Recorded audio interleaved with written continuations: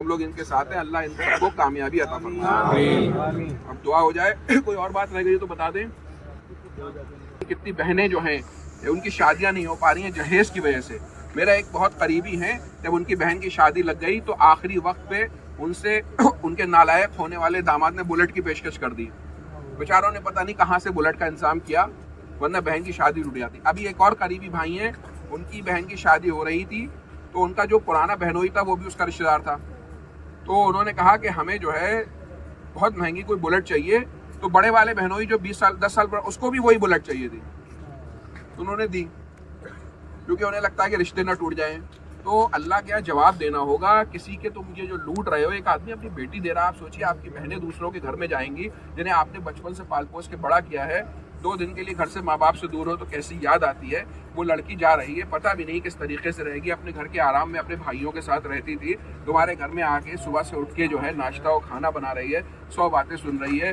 ابھی نیا ماحول ہے. نند کا کیا مزاج ہے، ساس کا کیا مزاج ہے، تمہارا کیا مزاج ہے، تمہارے گھر کا کیا مزاج ہے، سمجھنے میں 1 آدھ سال لگتا ہے. تو عورتوں سے نرمی سے پیش آئیں اور کسی کو اس طریقے سے نہ لوٹیں کہ لوگوں کو اپنی بچیوں کا گلا گھونٹنے میں مجبور ہو جائیں، یا پھر آپ کی بہنیں کی اتنی عمر نکل جائے کہ وہ خدا نخواستہ جو ہے وہ بھاگ جائیں اور اپنا منہ کالا کرا لیں. اور اس کی وجہ ہم میں سے کوئی بنتا ہے تو اللہ کے یہاں جواب دینا ہوگا. اور زمانہ اپنے آپ کو دہراتا ہے. آپ سب کی بھی بیٹیاں پیدا ہوں گی، ہمارے بھی بہنیں پیدا ہوں گی. اگر ہم دوسروں کے ساتھ ایسا کریں گے تو 10-15 سال میں یہ بات سامنے آ جائے گی.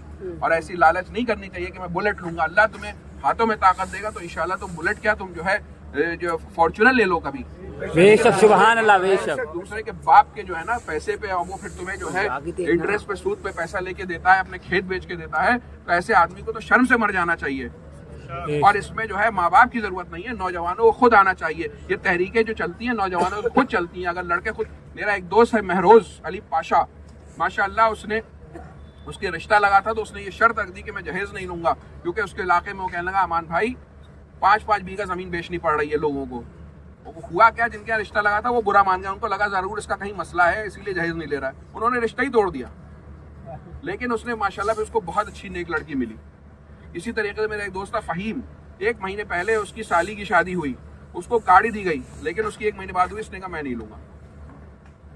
ایسے بھی مسلمانوں میں نوجوان اصلاحی پیدا ہو رہے ہیں. تو ہمیں خود آگے آنا ہوگا.